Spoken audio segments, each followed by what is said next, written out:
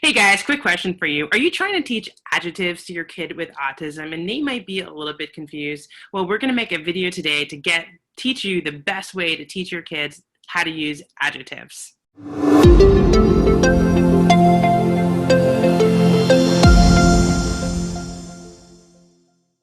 Hey guys, welcome back. My name is Jessica Leichtweisz, and I'm the CEO of Hope Education Services. Every week, I create videos just like this to help you help your child learn the most effective way. Sometimes I bring guests on. Today, I have the privilege to bring Morgan Sanchez on. She's been on my channel before. She's an amazing ABA therapist with great tips and strategies. And today, she's going to share with you something she learned about the best way to teach kids with autism adjectives using ABA as a learning approach. So Morgan, welcome back, and I'm excited to hear from you, your tips on teaching adjectives to kids. Hi, Jessica, and thank you so much for having me back on again. So I do a lot of training with parents and other staff. And in teaching adjectives, for example, I'm going to use big and small. Parents might take like a small ball and a big ball, and then they'll compare them to each other, and they'll teach the kid, okay, which one's big, which one's small. But the problem is that they'll only have two stimuli. So I'm going to actually use the whiteboard. So typically ABA therapists or parents, like I had mentioned, would have like a small ball and then a bigger ball, right? And they'll teach the kid, okay, this one's the big ball and this one's the small ball. But the problem with this is it's a relational concept. So you actually need a minimum of 3 balls, because now when you put an even bigger one, now this one is small in comparison to the other bigger one. So you learn that this is not always going to be the big ball. It's only in relation to whatever's beside it. So the middle-sized ball could either be big or small. And this concept is the same for things like more or less, thick or thin, tall or short, long and short, and heavy and light. You would actually want to have a minimum of 3 stimuli in order to teach this concept so that the child can better understand. Yeah, that's a really important point, because I think sometimes we forget that kids don't really understand what we're trying to teach, right? Big, small, these are concepts. They're concepts that are not necessarily visual and not necessarily concrete. Like you said, they change all the time. So for kids with autism that are very concrete thinkers, this can be really challenging.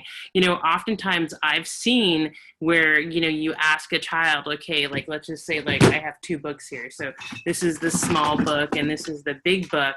If they don't understand in relationship to more than one thing, like sometimes this could actually be the big book if I have the smaller book, right?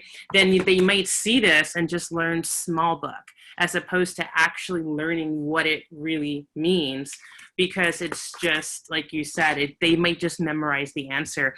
You know, I actually had this happen last week where someone on the case, like, so I was having, with one child, we were teaching more or less, and with my stimulus, this child had like 0%.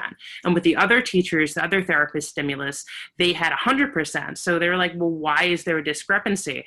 I don't think that the child actually learned the concept. I think he memorized where it was, right? Because it was a PowerPoint. So he knew when these 2 pictures appeared, point here. When the next 2 pictures appeared, point here. But he didn't really learn the concept of more or less, because as soon as he learned he saw different stimulus, the kid no longer had this skill. And so it's important to vary stimulus and make sure, like you said, sometimes this is the big book and sometimes it's the small book, depending upon, you know, whatever lesson you're teaching. So that is fantastic advice. Thank you so much, Morgan, for sharing that.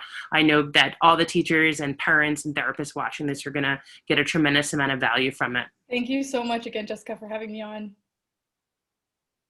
Absolutely. It's always a privilege and pleasure. Like always, guys, I would encourage you to follow Morgan on Instagram. That's how we met. She has an incredible channel. She provides tons of amazing advice. Her handles are going to be in the comments below. If you have a question you want me to answer or have someone answer for you, if I can't, just head over to my website, hopeeducationservices.com. There's a contact form right on there. Just drop an email to me and I'll get your questions answered. Subscribe to this channel. We put out content every week, and I look forward to seeing you soon.